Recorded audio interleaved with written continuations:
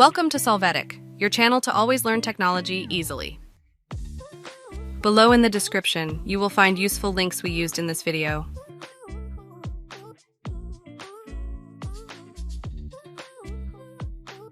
Today in Solvetic, we will see how to fix credentials supplied are not sufficient to access this printer Windows 11.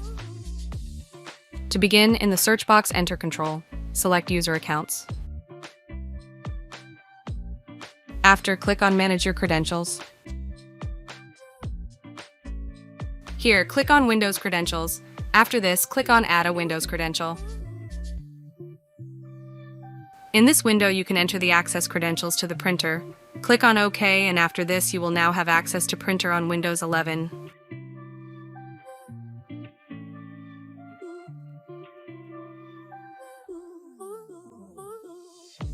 Hey, remember to subscribe Solvetic channel.